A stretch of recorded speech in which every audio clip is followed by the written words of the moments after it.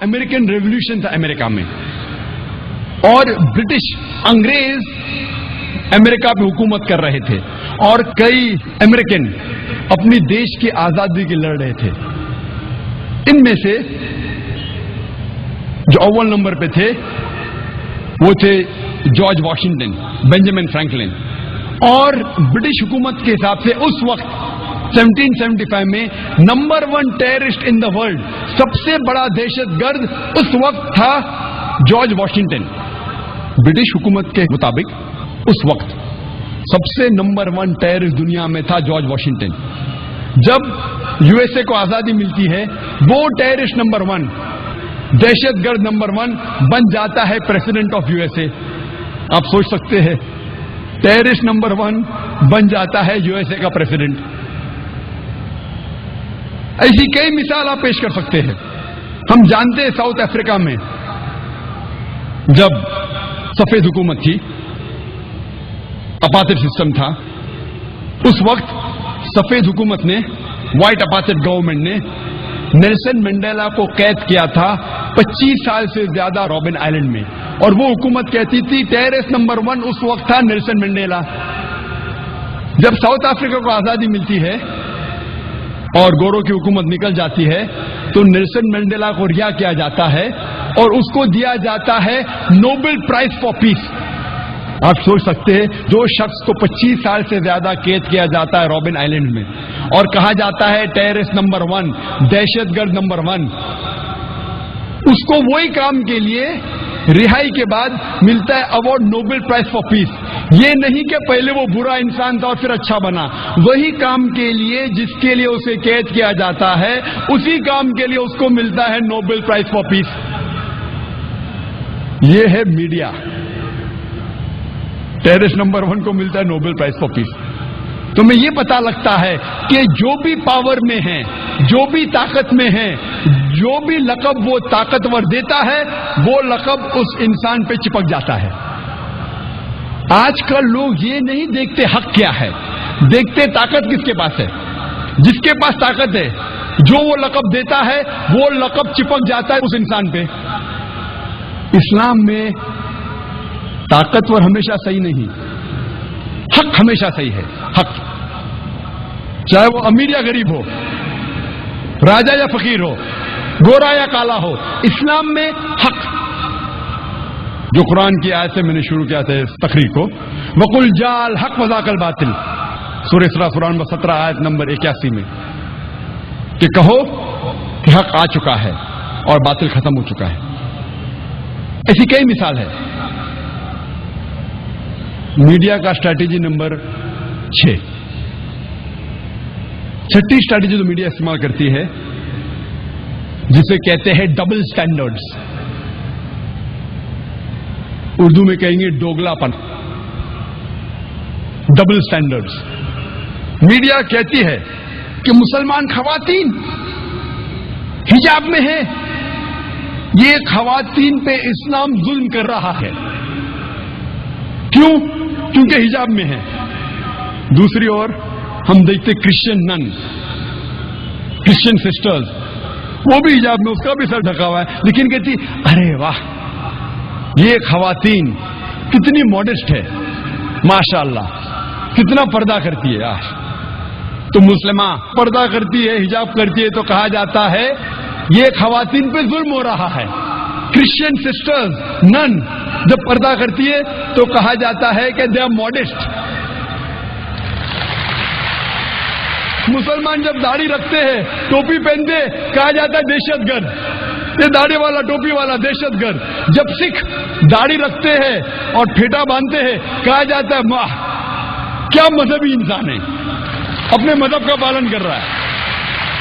مسلمان داڑھی رکھتا ہے، ٹوپی پہنتا ہے، دہشت گرد۔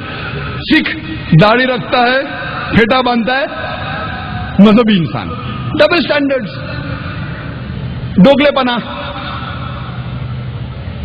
آپ دیکھیں گے انڈین میڈیا میں بھی کئی بار آتا ہے۔ حیدرآباد میں ایک 50 سال کا عرب، 50 سال کا مسلمان عرب نے 18 سال لڑکی کے ساتھ شادی کیا، فرنٹ پیج۔ 50 سال کا عرب مسلمان 18 سال لڑکی سے شادی کیا۔ دوسرے دن 50 سال کا مرد غیر مسلمان 8 سال کی لڑکی کو ریپ کرتا ہے، بلاತ್ಕಾರ کرتا ہے، آتا ہے نیوز بریف میں، چھوٹا سا نیوز اندر کے پیج میں، پیج نمبر 11، پیج نمبر 13۔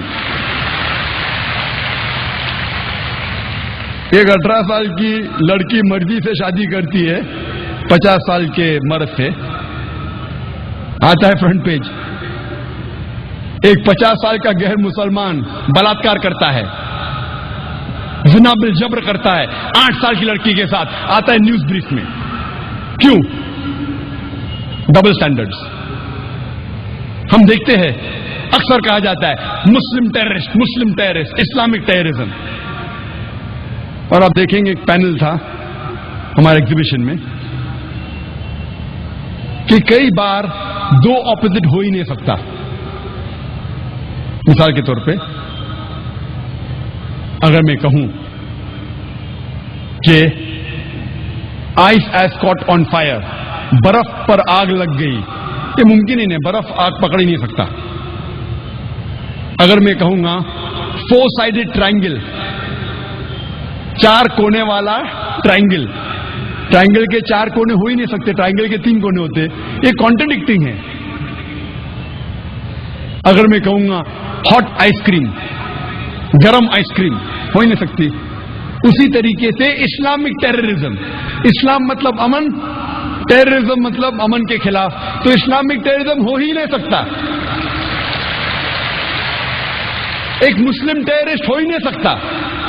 ہو سکتا ہے کچھ لوگ جو اپنے آپ کو مسلمان کہتے ہیں اور بھٹک جاتے ہیں اور اسلام کے خلاف کچھ کام کرتے ہیں، تو اسے مسلم ٹیررسٹ نہیں کہیں گے آپ۔ وہ تو بھٹکا ہوا، وہ تو اسلام کے دائرے کے باہر ہے اور وہ بے گناہ لوگ کی جان لے رہا ہے۔ لیکن اب میڈیا کو دیکھتے ڈبل سٹینڈرڈز کیا ہے۔ جب میں UK میں گیا تھا 3 سال پہلے، میرا لیکچر تھا، میں چیف اسپیکر تھا، جو کانفرنس آن ٹیررزم، دہشت گردی پہ کانفرنس تھا۔ تو اس کے بعد برمنگھم میں ہماری کرو ساتھ میں تھی، ہم لوگ شوٹنگ کر رہے تھے۔ شوٹنگ مطلب فلمنگ، ہم لوگ فلمنگ کو بھی شوٹنگ کہتے، تو بندوق کے ساتھ نہیں تھے، کیمرہ کے ساتھ تھے۔ ہم لوگ ایک گریو یارڈ میں ایک یہودی قبرستان میں شوٹنگ کر رہے تھے، تو دیکھے 7-8 لوگ ٹوپی داڑھی والے، تو یہودی نے دیکھا، فوراً پولیس کو فون کیا۔